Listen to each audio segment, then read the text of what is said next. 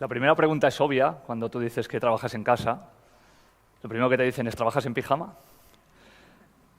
Yo respondo, bueno, antes de tener 2 hijas algún día, viviendo en Valencia es más difícil, pero seguramente si viviera en Pamplona, con todo lo cambiante que es el tiempo aquí, pues seguramente vería a la gente pasar con su paraguas y yo decidiría trabajar en pijama. Ahora se ha acabado esto y a las 7:30 hay que levantarse porque hay que llevar a las nenas, en este caso al colegio. Pero empiezo por esta reflexión porque la realidad es que no soy esto, que es lo que podría pensar mucha gente cuando habla de alguien que trabaja en casa. Aquí hay mucha gente joven, pero en los años 80, como ya hemos hablado de esta década durante estos talks, a una persona que trabajaba en casa, más o menos se la venía a configurar como alguien con sobrepeso. Podéis ver que no es mi caso, aunque no es fácil teniendo que comer durante todo un fin de semana en Navarra. No me alimento de sneakers, no juego a la Nintendo a pesar de que lo hice en el pasado, y no vivo en una casa sin ventanas en la que solamente miro a un ordenador. Es todo lo contrario. Últimamente tengo muchos problemas para estar más en casa porque mi realidad es que quedo con mucha gente que además me da muchísimas posibilidades de tener muchísimas visiones y que es casi un resumen de estos TED Talks en la Universidad de Navarra, donde cada uno está hablando de una cosa diferente y sin embargo todos estamos conectados. Somos, y este es el primer gran concepto que os quiero contar, la primera generación de la historia de la humanidad que puede trabajar desde donde quiera. Obviamente si sois un camionero, ¿no? Si sois un camarero, seguramente tampoco, salvo que queráis ir, por ejemplo, a servir en las Islas Maldivas, que no debe ser un mal trabajo, pero con un ordenador y un teléfono, o incluso simplemente con un teléfono, podemos estar conectados, podemos escribir emails, podemos conectarnos por WhatsApp. Os sorprendería que hay gente aquí que ha desconectado el WhatsApp para siempre, no simplemente durante mi charla. Y hay un momento en el que nuestra realidad nos dice que el 60% de las profesiones de hoy día solo requieren una tecnología. Y una vez estás conectado, tú puedes trabajar desde donde quieras. Pero, seguramente esa cara de agobio la conozcáis muchos, hay gente que no es capaz de trabajar bien ni siquiera en la oficina. Y es evidente. ¿Por qué? Porque no todo el mundo trabaja bien, ni a todo el mundo le han enseñado a trabajar bien. Y lo que no podemos hacer es mandar a la gente a trabajar desde casa, y esto puede parecer algo incongruente con lo que os estoy contando, y no es así. Porque si alguien no trabaja bien en la oficina, no va a trabajar bien en casa. Pero alguien que trabaje bien en la oficina tampoco sabe si va a trabajar todavía bien en casa. ¿Por qué? Porque estamos en la segunda revolución industrial. ¿Y qué es lo que ocurrió en la primera? Que había muchos señores y señoras que venían del campo para meterse en una fábrica en la que jamás habían estado, en la que nunca habían construido un coche, porque no habían visto un coche en su vida. De hecho, la mayoría de la gente que construía coches no tuvo coches hasta mucho después. Y al final, a esa gente hubo que formarla, porque las empresas ganaban mucho dinero, pero para empezar a ganar dinero tenían que enseñar a la gente a hacer los productos con los que iban a ganar dinero. Aquí está ocurriendo lo mismo. No podemos enseñar a la gente o mandar a la gente a trabajar a casa si no les hemos enseñado a hacerlo. Porque nos ha atropellado la tecnología y creemos todos que sabemos manejarla y en realidad lo que nos quita es tiempo y capacidad de ser productivos. Al final, hay 4 problemas muy graves que tenemos ahora mismo en cualquier sociedad, seas o no freelance, trabajes en una oficina o trabajes desde cualquier lugar del mundo. 1, ¿cuántos WhatsApps, tweets, Facebooks, mails ves al día?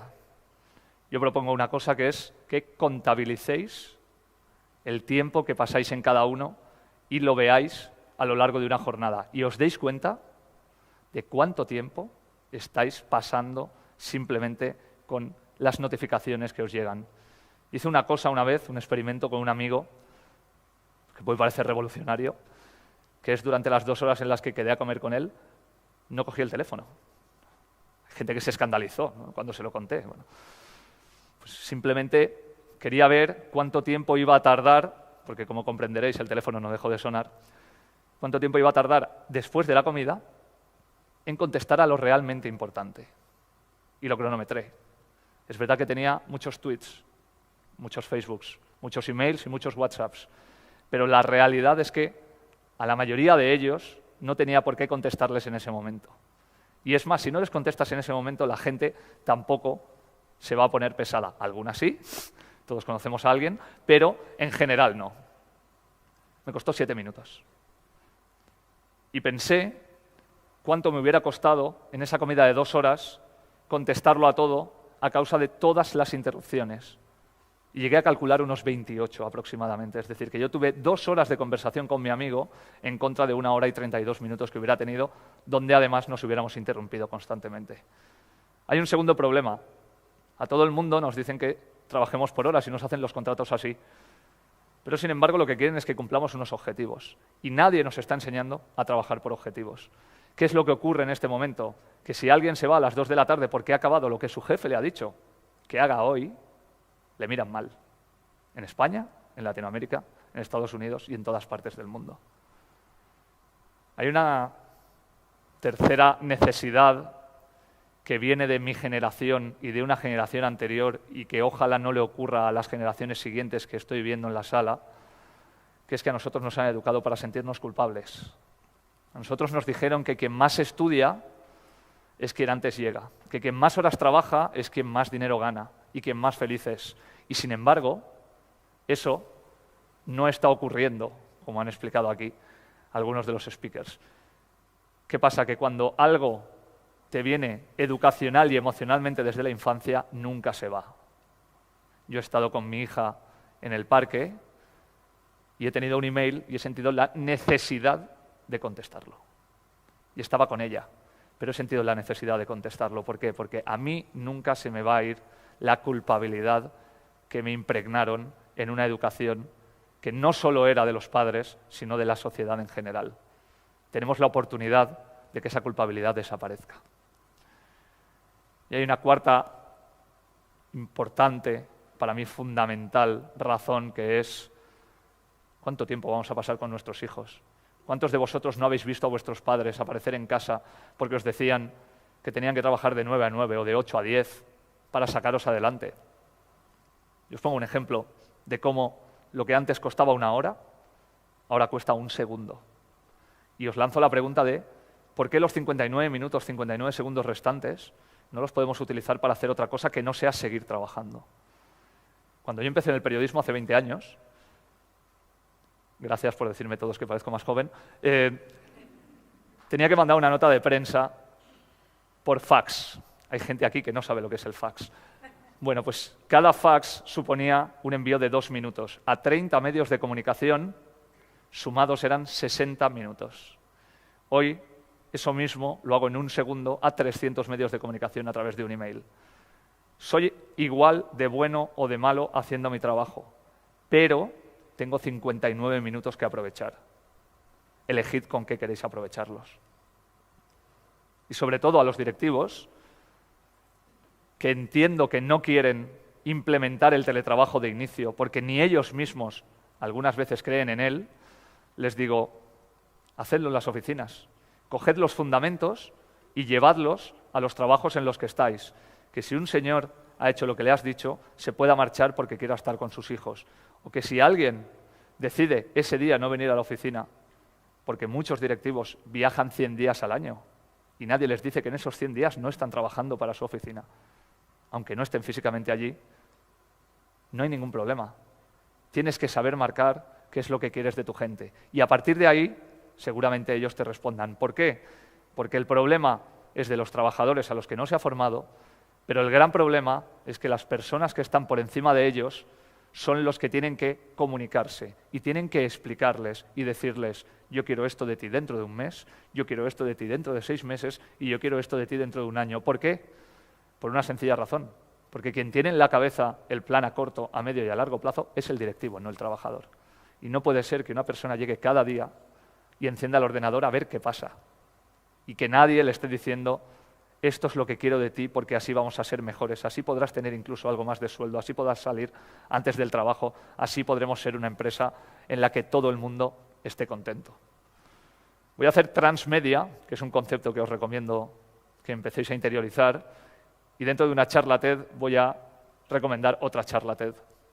Esta es de Jason Fried y se titula ¿Por qué no se trabaja en la oficina? Os recomiendo que la veáis, si podéis esta noche y si no mañana. Porque nos enfrentamos a un problema, sobre todo los que somos freelance, que es, primero, que no hay legislación.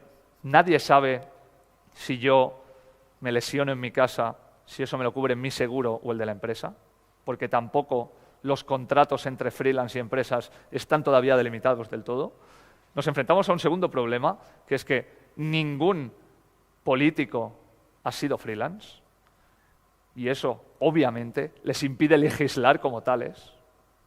Nos encontramos en un tercer problema, que es que, como trabajamos desde casa y parece que trabajamos menos, parece que nos tengan que pagar menos también. Y hay una diferencia enorme entre las personas contratadas y las personas, vamos a llamarlas, subcontratadas. Pero es que además vamos a una cuarta diferencia, y es que nuestro problema ahora mismo y en el que nos tienen que educar es la gestión de la incertidumbre. Si vosotros vais a acabar siendo freelance, os vais a encontrar con lo que yo llevo encontrándome 10 años, que es, mañana tendré los mismos clientes. Si se me cae uno, ¿cómo pago mis deudas? Cuando vienen 3, ¿les puedo dar el mismo trato que si me vinieran ahora mismo 2 más? En ese escenario laboral nos vamos a mover porque nos estamos moviendo ya. Pero, sin embargo, hay 4 cosas que ahora mismo, hoy, podrían implementarse y mejorar cualquier empresa. Por ejemplo, hay mucha gente que no conoce a sus empleados y no sabe que una persona tiene a su madre enferma. Y que seguramente esa persona querría estar en casa por las mañanas cuidando a su madre. Si tú le dejaras estar por las mañanas cuidando a su madre y ella o él pudiera estar trabajando mientras lo hace, esa persona jamás se va a ir de tu empresa. Porque le estás generando una posibilidad que muy pocas compañías dan ahora mismo. Hay una segunda parte. Yo trabajo con muchos atletas con discapacidad. ¿Cuánta gente con discapacidad es buena y no tiene acceso al mercado laboral simplemente por una cuestión de prejuicios? ¿Cuánta gente con discapacidad es top, podrías fichar y tendrías un engagement con ellos por el que jamás se irían de tu empresa? Muchísima. Y cada vez hay más. Es más, si tú haces una entrevista por Facebook Live, no sabes si alguien está sentado en una silla o en una silla de ruedas. Tenemos un problema ambiental. ¿Cómo podemos parar la contaminación? Pues, por ejemplo, haciendo que la gente no vaya a trabajar en coche. Pero es que quien vive en una esquina de México DF y tiene que ir a la otra, no creo que pueda coger el metro. Así que hay una solución, como dijo uno de los ministros más importantes de Luxemburgo, que es: aquí entra demasiada gente y no cabemos todos, que se queden en casa y que trabajen y vamos a ver qué pasa. Y además hay una cuarta pata que cada vez es más importante. ¿Cómo retengo el talento? Si cuando alguien empieza a ser bueno me lo van a quitar las grandes empresas tecnológicas, pues solo le puedes dar un salario emocional, que es al final el que, junto con el salario físico, va a hacer que tú decidas quedarte en una empresa, igual que cuando estás en un equipo de fútbol más pequeño, a lo mejor decides no marcharte porque lo que te van a dar allí no te va a compensar lo que puedes estar viviendo en estos momentos. Esto es un número romano, creo que todos lo conocemos, y representa el 10. No es ningún dorsal que haya llevado yo en el fútbol, sino el número de años que me gustaría que durara esta charla. Es decir, yo espero que dentro de 10 años esta charla ya no esté colgada en la plataforma TED, porque no tenga sentido que hablemos de teletrabajo, porque el teletrabajo esté implementado, porque todo el mundo sea consciente de que, si no el propio teletrabajo, los fundamentos del mismo tengan la capacidad de estar generando una nueva sociedad. Pero si no es así, os hago una segunda recomendación.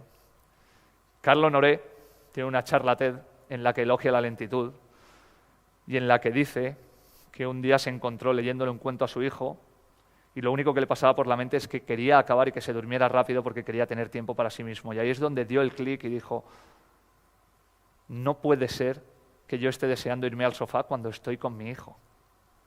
Para mí esta charla cierra un círculo también, no solo la de Cal, sino la mía. Aquí hace 50 años estudió mi padre durante un año medicina. Y yo a mi padre, igual que a mi madre, no pude verlos todo el tiempo que mis hijas me están viendo a mí. Así que solo os pido, y os hago una recomendación, que os grabéis una de las mejores frases que yo he escuchado en los últimos tiempos y que viene de este señor, y que se puede ver en su libro y que se puede ver en su charla. Y que penséis, como decía en una charla anterior, que si seguís cumpliendo años os moriréis. Que es que cuando lleguéis ahí, salvo que trabajéis en Google y seáis personas biónicas que vivan 500 años, seguramente nunca miraréis atrás y diréis, ¿por qué no pasé más tiempo en la oficina? Muchas gracias.